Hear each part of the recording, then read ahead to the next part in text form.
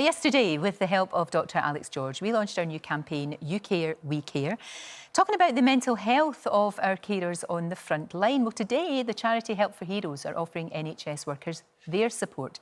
Psychologist Sarah Jones and former Army officer Pav Taylor join me now. Really good to see both of you. Thank you for joining us. And Sarah, very interesting that there are parallels with what soldiers, with what you know, the people who Help for Heroes help, with what they went through, with what some of our NHS workers and care workers in the front line are having to deal with.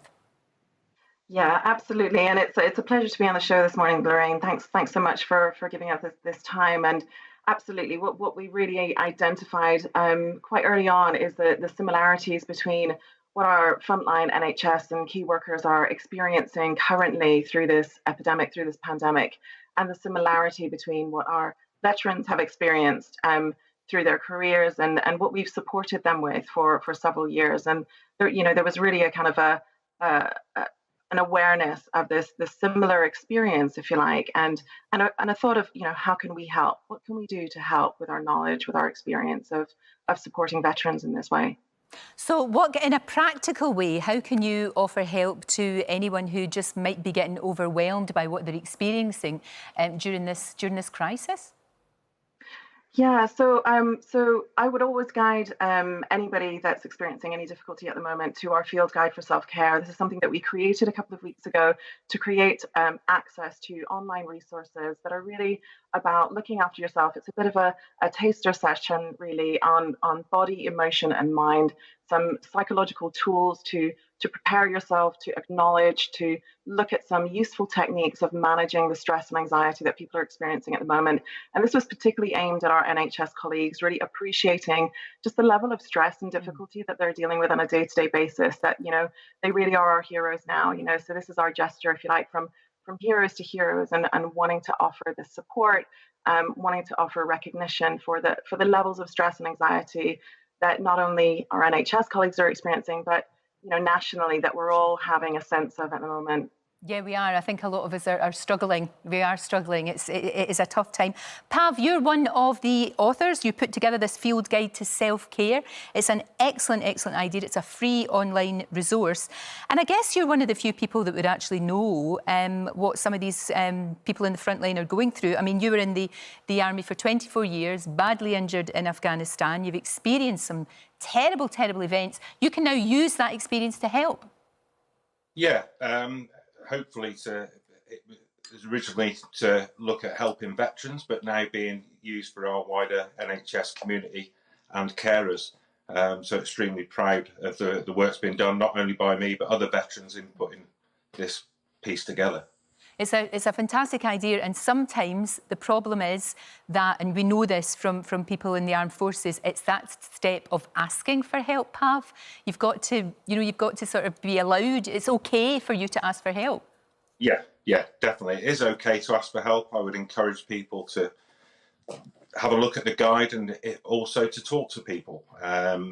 If it's someone that's shared the experience with them in the daily workplace, because sometimes you can't speak to family members, but sometimes you can, and if you're able to talk and try and make sense of the day you've had, that helps. But really what these tools are is about self-help, looking and trying to figure out what's making you feel the way you do. And also, yeah, exactly, be self-aware, but also for other people, should you, because a lot of people are on their own, that's the trouble, isn't it? They're on their own, they're going to work and then coming back on their own. But if you have got other family members, signs that they can maybe look out for? Yeah, and I'd also encourage sort of wider family members of our NHS and care workers to maybe have a look at the Help for Heroes field guide, because it will give them an insight as well to what's going on with their loved ones, partners, wives, husbands, brothers, sisters, etc. Because, Sarah, it's that thing, isn't it? Who cares for the carers? They're doing such an amazing job, and then who's going to look after them? And it's really about that. That's why it is so important, all the experience that you've amassed, that you can pass on. Absolutely, and I think you raised a really good point there. What are the signs that you might look out for? What might you notice in yourself or somebody else?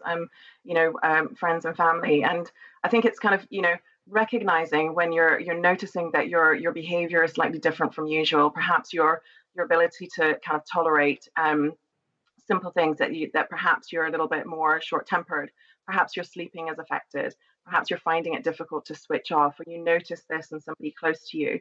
And that gives you a good indicator that perhaps they are experiencing quite high levels of anxiety, quite high levels of stress. And I would say a big part of that is normalizing that as well. So, a bit of what Pav was talking to a minute ago and yourself, a huge challenge is actually encouraging people to ask for help, encouraging people to talk about this. As human beings, one of the things that we can do is we can be our own worst critic, sometimes, and, kind of admonish ourselves and say, actually, I shouldn't be feeling like this. I shouldn't be feeling like that.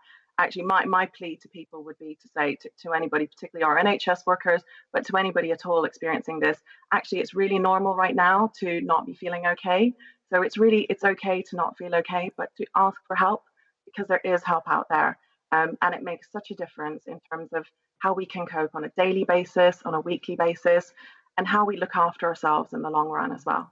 Well, I know you've had some incredible results working with Help for Heroes. Thank you both very much indeed for joining me. The Field Guide to Self-Care is a free online resource. I hope everybody who needs it, not just people who are working in the NHS or in the front line, but, lots of people are struggling. So thank you for everything that you do at Help for Heroes. Thank you so, so much.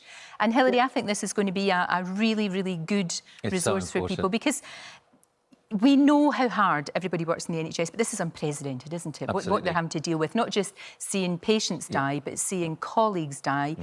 There's the other side of that where there's the euphoria as well of when people get better, but it's tough, isn't it? Oh, it's really tough. I mean, they've always been heroes. They've always do fantastic work, but right now they are seeing things that they've never seen in such volume before. They're seeing people lose their lives in front of them and powerless to help in many instances. They're having to deal with the relatives who are grieving, and it's relentless. So often, although they know that there's team members, they feel very much part of a team and they can share things.